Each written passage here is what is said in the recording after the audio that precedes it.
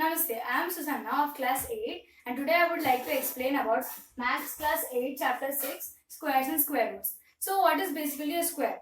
Square is a number obtained when it is multiplied by itself. So example, I would like to give 1 into 1 is equals to 1. In the same way, you can take 4 into 4 is equals to 16. So these are the squares. So, if a natural number m can be expressed as a n square, where n is also a natural number, then m is a square number. Now here, see, if a natural number m, this is a natural number, can be expressed as n square, where n is also a natural number and m is also a natural number. Both are natural numbers. Then m is a square number. Now example. If m is equals to 9, that is this is a square number, and n is equals to 3 square. Okay. Now 3 square is 3 is a natural number and m is a natural number. So 9 is a square number. Okay. And squares end with only 0, 1, 4, 5, 6 and 9 in its units place. Example, if we take 91, here it's 1, 80, 44 and etc. They have even numbers of zeros at the end, like 100, they have 2 zeros, 1000, they have 4, and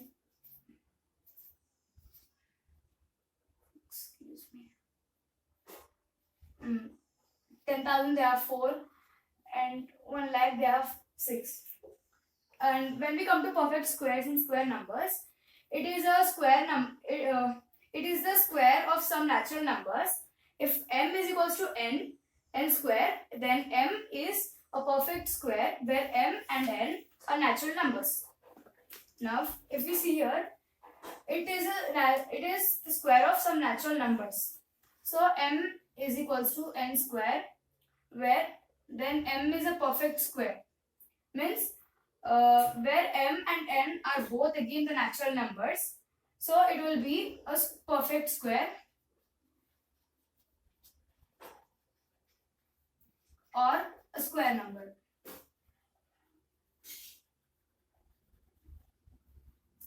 Now, if we take here the same example if we take different example, we will take here 16. M is equals to 16. Now this is a natural number, right? And what is the square root of this? It is 4 square. So now 4 and 16 both are natural numbers. So 16 is a perfect square. Now I would like to explain you about the properties of square numbers. Okay? The numbers ending with 2, 3, 7 and 8 are never a perfect square or never a square number. Example, if we take 22, 33, 27 and 58. These numbers are never a perfect square. Okay?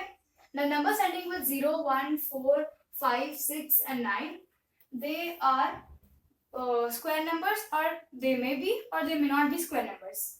Like if we take 20, 31, 44, 55, 26. These 26 and 99. These numbers may or may not be the square numbers or the perfect square numbers. Now the square of even numbers is even. If we take now 2 square, that is 2 into 2 is equals to 4. So 4 is an even number and 2 is also even number. The square of 2 is 4. So they both are even. So the square of even numbers is even. And if we take for odd numbers, if we take 5 square, 5 into 5, that is 25. So this 25 and 5 both are odd numbers. So it proves that square of odd numbers is odd. So the numbers ending with odd number of zeros like 10, 1000,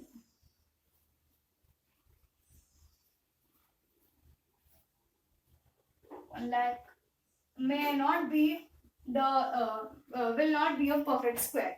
Now let's come to how to find square numbers. In finding the square numbers, we have two methods: by actual multiplication method and without actual multiplication method. So normally, this actual multiplication numbers comes for small numbers. For small numbers.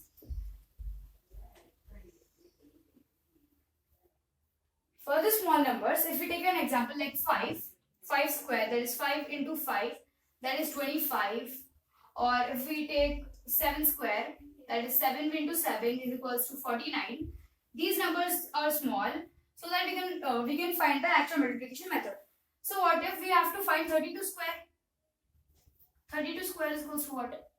So for like this big numbers, we're going to use the other method, that is without actual multiplication method. In this 32 square, this is a question, okay? So in this we're going to use divisible. In this we're going to use distributive property.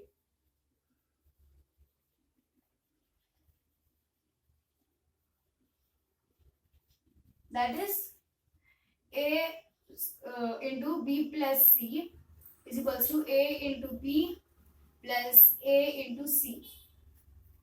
So here if we need to first split the number and then we need to find it. Like 32 square is equals to 30 plus 2 square. Okay.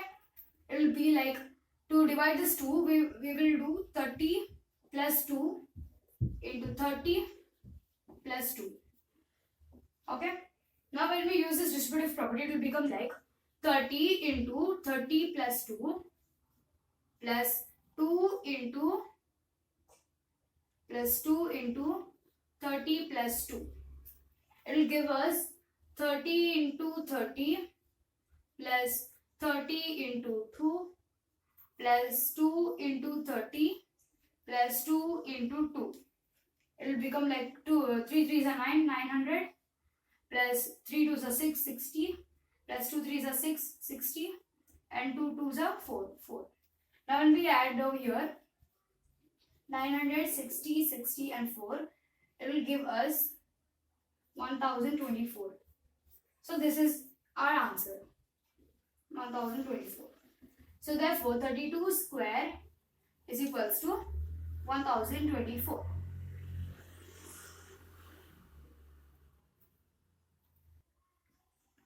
So now let's learn about Pythagorean triplet. This Pythagorean triplet follows the Pythagorean theorem, and this Pythagorean theorem only undergoes or comes under or applies only for the right angle triangle. Let's have a look at this triangle. So this colored part is known as right angle of this triangle, and the exactly opposite to this right angle is known as hypotenuse, and the other two sides are known as side 1 or side 2. And if we see to the Pythagorean theorem, if we see this Pythagorean theorem, it says that side 1 square, that side 1 square plus side 2 square is equals to a square of hypotenuse. So it means that AB square plus BC square is equals to AC square. So what if we substitute that AB is equals to 3 units and BC is equals to 4 units and AC is equals to 5 units. He's already given here 5 units and we need to verify that is AC exactly the 5 units or not. So let's solve the sum over here. So here, as I've told you over here, side 1 square, that is 3 square plus 4 square is equals to 5 square. Let's take this RHS into LHS, that is 5 square is equals to 3 square, that is 3 into 3 plus 4 square, that is 4 into 4. Okay. Here 5 square is equals to 3 3s are 9 plus 4 4s are 16. And here if we take 5 into 5 is equals to, this gives us 25 when we add 9 and 16, and when we multiply 5 and 5, it even gives us 25. So therefore LHS is equals to RHS. Therefore this is this will be proving us that it undergoes Pythagorean theorem. Now Pythagorean triplet. The triplet, the tri means 3 numbers. Tri means 3 numbers. So we need to find the 3 numbers that are pair, that follows the Pythagorean theorem. So what are the three numbers here we find is 3, 4 and 5. So therefore 3, 4 and 5 is a pair of Pythagorean triplet.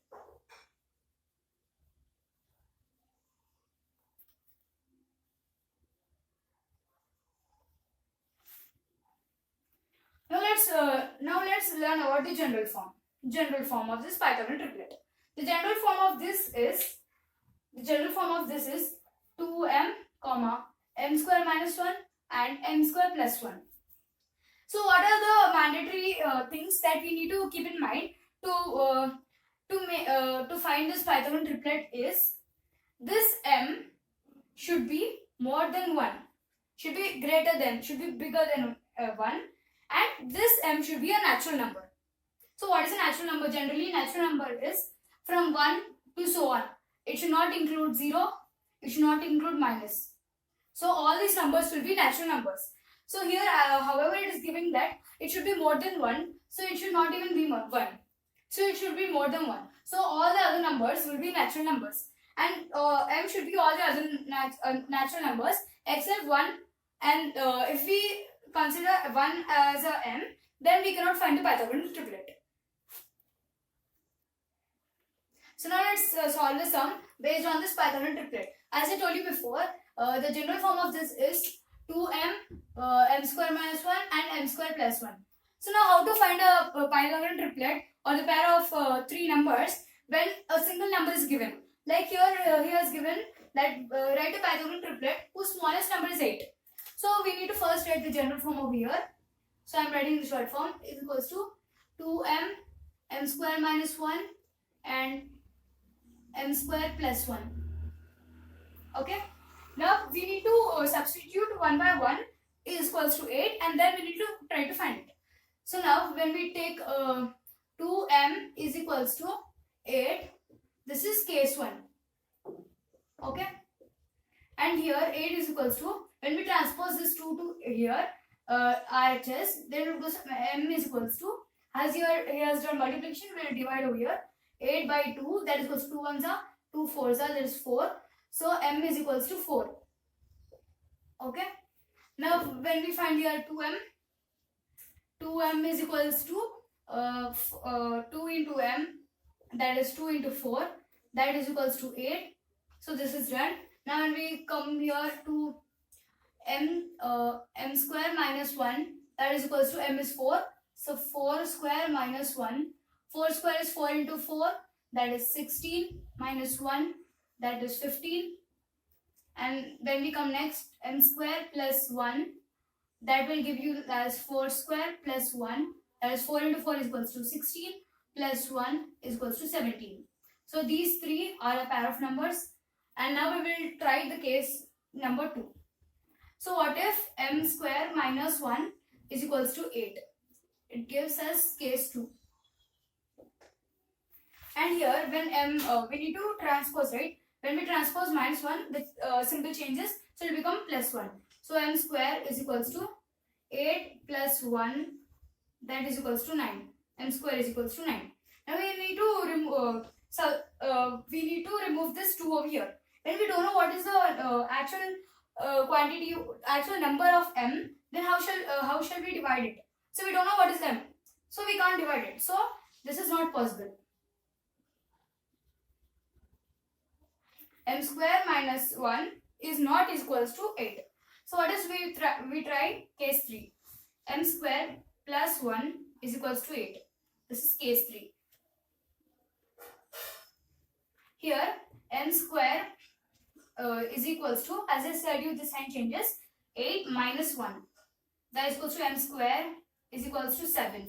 Now in the same way we don't know what is m, so we can't even transpose that to here. So this is also not possible. So only 2m can be possible with 8. That is 2m only can be 8. So 8, 15 and 17 are a pair of Pythagorean theorem, Pythagorean triplet.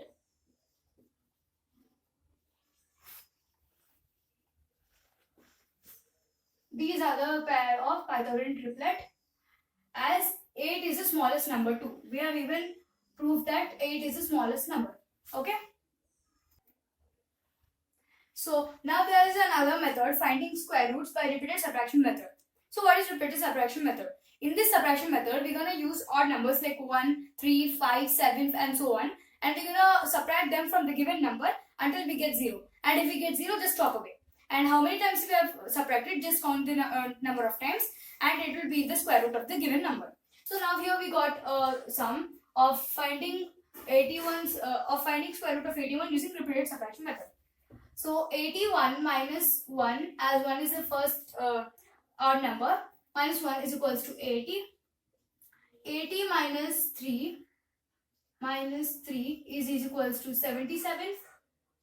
77 minus 5 is equals to 72. 72 minus 7 is equals to 65. 65 minus 9 is equals to 65 minus 9 is equals to 56, and 56 minus 11 is equals to 45. 45 minus 13 is equals to 32.